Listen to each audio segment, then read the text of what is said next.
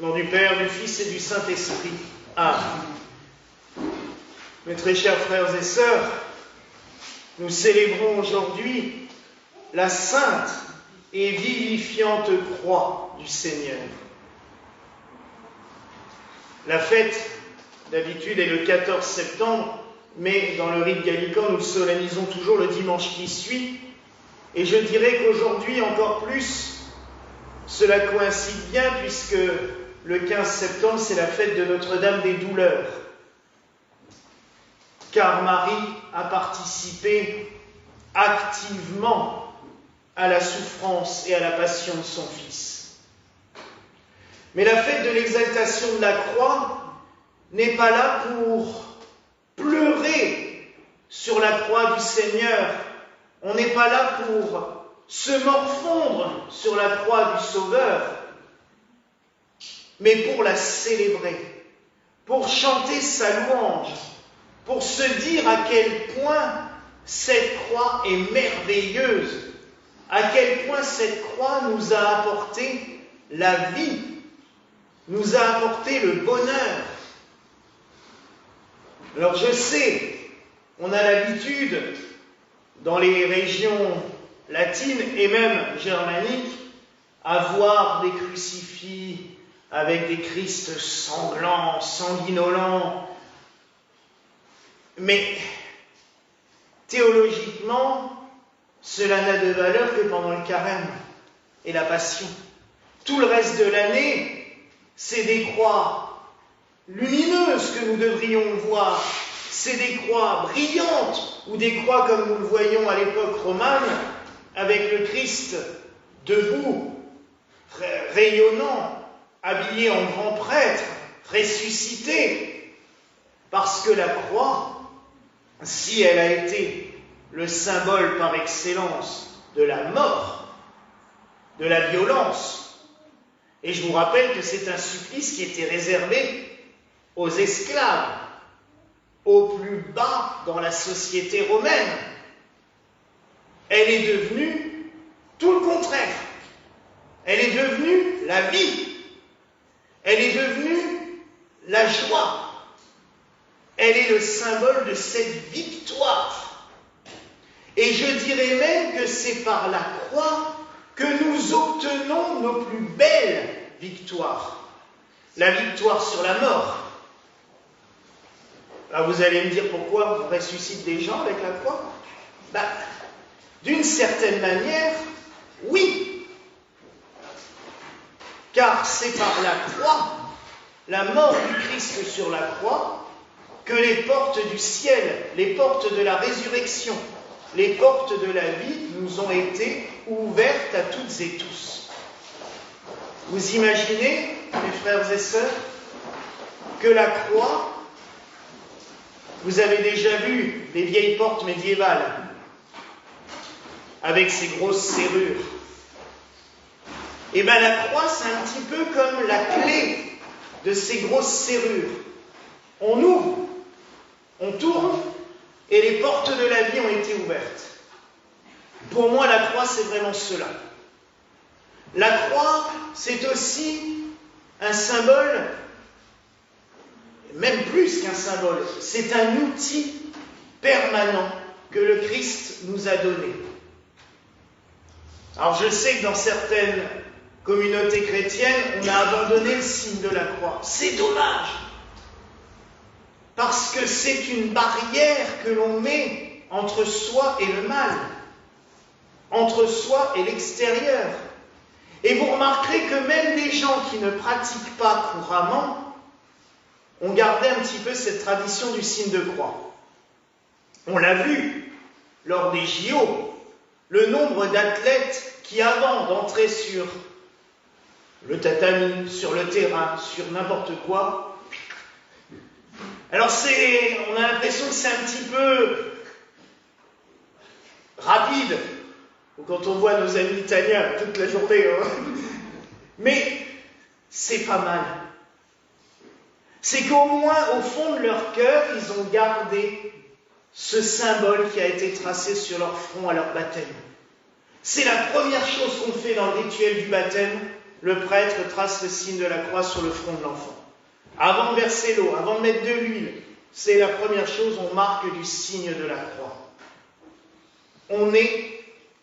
Elle est imprimée en nous. Et puis rigolez pas, hein, sur les sports. J'ai toujours vu mon père, et c'est quelque chose qui m'est resté dans ma vie. Tous les matins, c'est mon père qui m'emmenait à l'école. Et il fermait la porte de l'immeuble, de l'appartement, et en descendant les escaliers, il se signait pour démarrer la journée.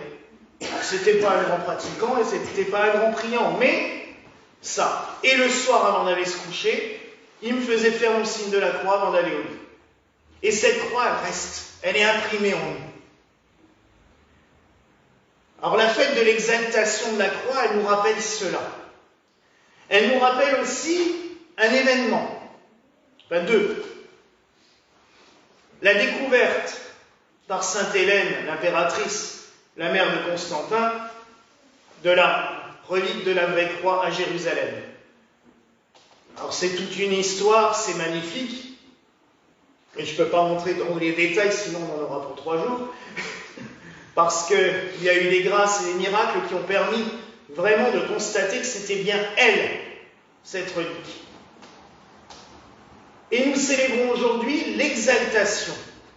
C'est que bien plus tard, un roi de Perse avait emmené et volé la relique de la vraie croix, et elle a été restituée à Jérusalem, et le patriarche Héraclius l'a élevée face à la foule pour la faire vénérer. Il l'a exaltée.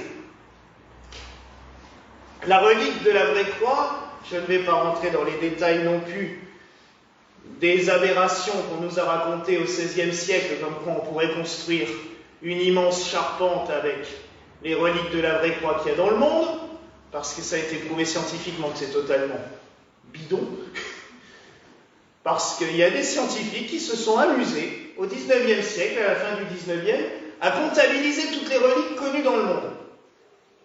Les grosses, donc les morceaux comme à Notre-Dame, c'est souvent des petits morceaux de bois comme ça, ils les ont accumulés pour voir un petit peu combien ça faisait, et ils ont multiplié le résultat par 3 pour l'inconnu. Donc l'inconnu, c'est un petit peu toutes les petites échardes dans le genre de celles que nous avons ici dans le reliquaire. Et je vous dis, c'est vraiment 2 petites échardes. Hein. Et on n'arrive même pas à la traverse centrale pour tenir un corps humain. Donc vous voyez que les reliques de la vraie croix, on pourrait encore en trouver, et il y en aura encore. À quoi ça sert d'avoir des reliques de la vraie croix? Parce que la croix, n'importe quelle croix, c'est le symbole de la victoire du Christ. Les reliques de la vraie croix nous permettent de nous rapprocher, je dirais, du Seigneur, de nous rapprocher de sa passion, de se souvenir au plus profond de notre cœur, et je dirais même de nos tripes.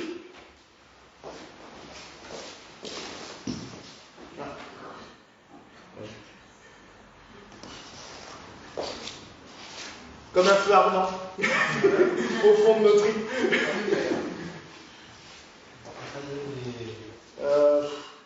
Mais la 7e, celle qui est au milieu, t'as quelle année?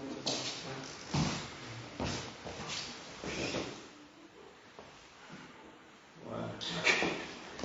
C'est l'incendie. Ouais. Il y en a qui n'aiment pas des fois. C'est marrant comme il y en a qui n'aiment pas qu'on célèbre la Sainte Croix. C'est pas grave. Je vais y venir d'ailleurs. Ça nous rapproche du Seigneur, de pouvoir vénérer sa croix. Et il faut aussi dire que la France a été, depuis les tout premiers temps du christianisme, reliée à la croix du Christ. Les différents souverains qui ont régné sur la France ont eu un lien profond avec la croix. La première, c'est Sainte Radegonde, reine de France, qui a fini ses jours à Poitiers, qui avait créé le monastère de la Sainte-Croix. On remonte extrêmement loin. et elle a fait venir de Constantinople un morceau de la Sainte Croix que l'impératrice des Byzantins lui avait offert. Et non seulement cette relique est venue en France, mais il y a eu comme le premier grand échange œcuménique qui s'est formé. Et un lien étroit s'est tissé entre les prêtres de tradition orientale qui ont apporté la croix jusqu'en France et les prêtres de tradition occidentale qui ont accueilli cette croix. Ça s'est passé à côté de Poitiers, dans une ville qui s'appelle maintenant Migné, Auxances, et dans un champ, les deux délégations se sont retrouvées. Et à la tête de la délégation occidentale, il y avait un grand poète, Venance Fortunat, qui a composé les plus grands hymnes que l'Église chante encore, et nous allons tout à l'heure chanter le Vexilla Regis, en l'honneur de la croix, les étendards du roi s'avancent. Et il a chanté cet hymne en voyant justement la croix, la relique de la croix arriver. Et les prêtres orientaux ont appris à Venance Fortunat et au clergé de Poitiers comment eux, ils vénéraient la Sainte Croix par le rite de l'exaltation.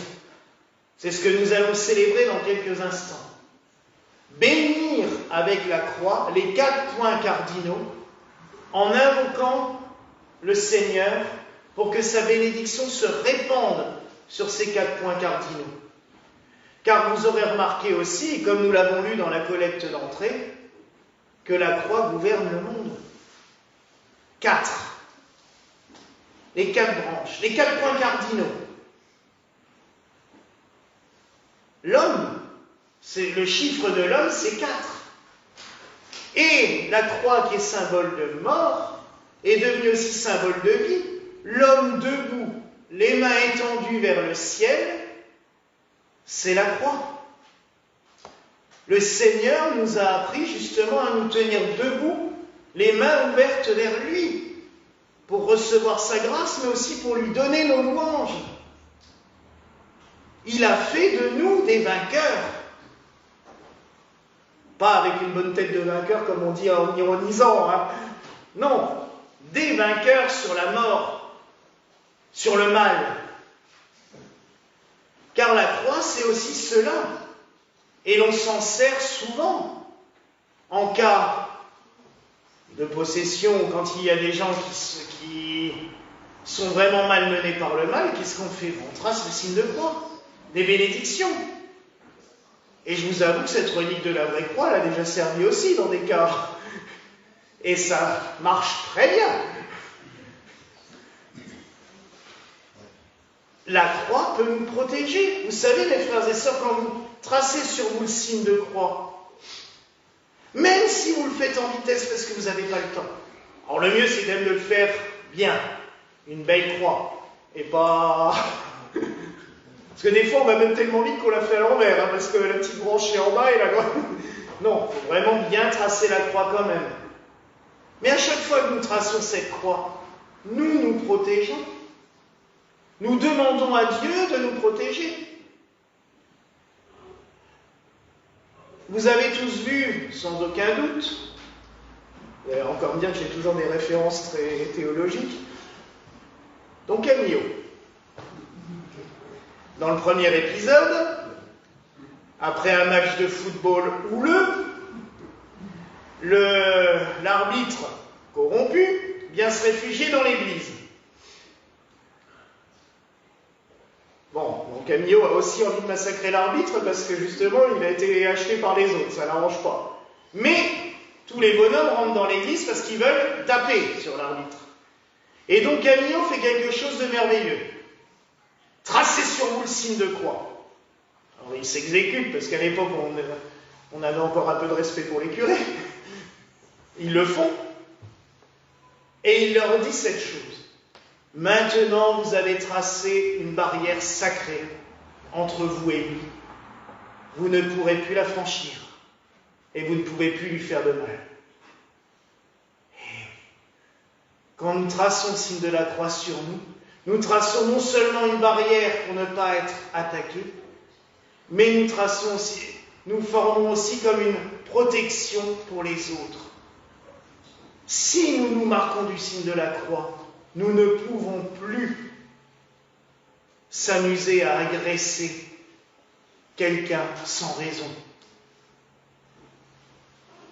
Nous nous marquons du signe du Fils de l'homme. Qu'est-ce que c'est beau cette formule en parlant du Christ, le Fils de l'homme. Il s'est donné à nous pour nous sauver.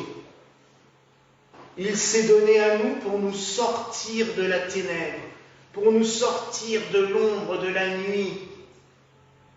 Il s'est donné à nous pour nous apporter la lumière.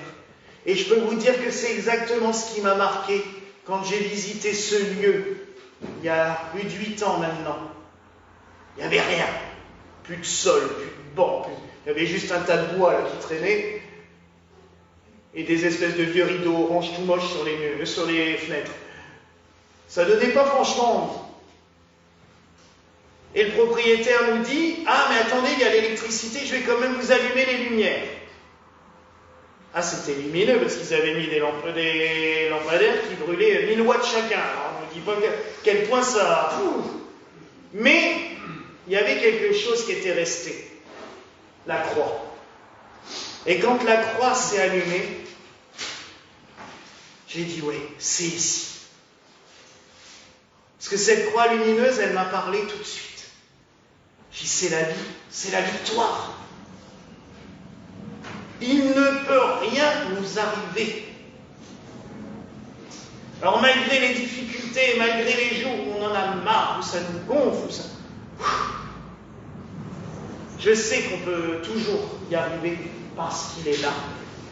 Il nous a donné ce signe. Alors oui, mes frères et sœurs, célébrons cette croix, cette sainte croix. Puis tout à l'heure, nous ferons aussi mémoire, vu que je l'ai dit avant, le 15 septembre, c'est aussi la fête de Notre-Dame des Douleurs, de la Vierge des Douleurs, de la Vierge en pleurs auprès du Calvaire.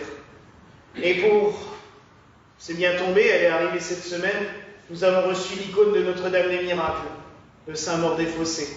C'est une statue qui est exposée là-bas depuis l'an 1000, qui, d'après la tradition, a été faite sans doute par les anges, puisque le sculpteur devait la sculpter, il n'arrivait pas, il ne trouvait pas, il ne savait pas comment faire. Il a entendu une voix, il est parti dans le cloître, personne. Il a fait le tour du monastère pendant 1 heure parce qu'on lui entendait toujours qu'on l'appelait plus loin. Puis au bout d'1 heure, il s'est dit de toute façon c'est n'importe quoi, je retourne dans mon atelier. Et quand il est rentré dans l'atelier, il avait trouvé cette statue de la Vierge contemplant son fils sur la croix. Et quand j'ai découvert l'histoire de cette statue, j'en avais parlé à ceux qui viennent en semaine, parce qu'on avait fait la fête de Notre-Dame des Miracles début juillet. J'ai demandé à Eliane, celle qui nous fait les icônes, qui a fait la grande icône de la Transfiguration, de nous faire une représentation de cette Vierge. Parce que je l'aime particulièrement. Elle est triste, c'est clair, mais elle est aussi dubitative. Et j'aime bien cette attitude. D'un air de dire, mais qu'est-ce qu'ils font? Et elle peut se dire la même chose face à nous, mais qu'est-ce qu'ils font? Mais elle nous pousse aussi à nous dire, qu'est-ce que je fais? Elle peut aussi nous dire, réfléchissez un petit peu, qu'est-ce que mon fils a fait pour vous? Il y a 2000 ans, mais qu'est-ce qu'il fait pour vous encore aujourd'hui? Vous vous rendez compte? Et là, oui, elle peut vraiment nous parler. Alors cette icône va encore voyager parce que j'ai prévu de l'emmener à Saint-Maur-des-Fossés pour la faire toucher à la statue miraculeuse et de la bénir dans la chapelle où la statue a été vénérée pendant tout le Moyen-Âge. Elle est en ruine, mais on ira la bénir là-bas avant de l'exposer quelque part. Je n'ai pas encore trouvé où la mettre exactement, mais je pense qu'elle peut vraiment apporter beaucoup à chacun et chacune d'entre nous. Et j'ai trouvé ça beau qu'elle arrive cette semaine, après plus d'1 mois de séchage, c'est tombé juste maintenant pour qu'elle arrive, parce que c'est vraiment la Vierge au pied de la croix. Donc nous pourrons la vénérer et surtout la prier en chantant tout à l'heure le Stabat Mater, cet hymne en l'honneur de la mère des douleurs. Mais pour l'instant, soyons vraiment dans la joie et célébrons le rite de l'exaltation de la Sainte Croix avec la bénédiction des 4 points cardinaux. Je vous invite à vous lever.